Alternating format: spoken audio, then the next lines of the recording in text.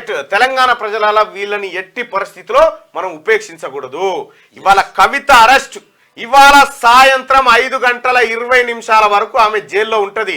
జైల్లో పోయినాక నీకు ఆడ ఏముండదు, పెద్ద పని ఏముండదు. కవితమ్మ ఒక్కసారి గుర్తుపెట్టుకో, నా బిడ్డ పేరు సక్పాల్ పటేల్. ఒక్కసారి నా బిడ్డని యాద్ చేసుకో. కరెక్ట్. కేసీఆర్ నువ్వు కూడా యాద్ చేసుకో నిద్రపోయేటప్పుడు. నా బిడ్డని, నా కుటుంబాలను నువ్వు ఎట్లా ఇబ్బంది పెట్టినవో నీకు కూడా నీ బిడ్డకు ఒక రోజు వస్తుందని 2 రోజుల కింద నేను చెప్పినా, నీ బిడ్డ రోజు కూడా రానే వచ్చింది. ఇవాళ నీవు ఎన్ని చెప్పినా కేసీఆర్ నీకు మద్దతుగా తెలంగాణ ఎప్పుడో చేజారిపోయింది. నీకు మద్దతుగా లేనేలేదు ఈ తెలంగాణ. నీకు తెలంగాణకు బొడ్డు తాడు తెగిపోయింది. నీవు ఒక అక్రమాల పుట్టకు అధిపతిగా కూర్చున్నావు. ఇవాళ ఆ పుట్ట బలుగుతా ఉంది.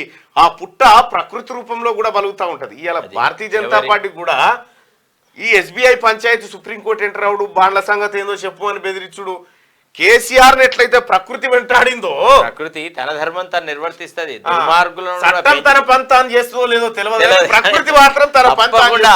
అధర్మంని ఎట్లయితే ఎదుగుతుందో అట్లనే మళ్ళా భూమి ఇట్లా 2 పైర్రలై వాళ్ళని బొంద పెడుతుంది.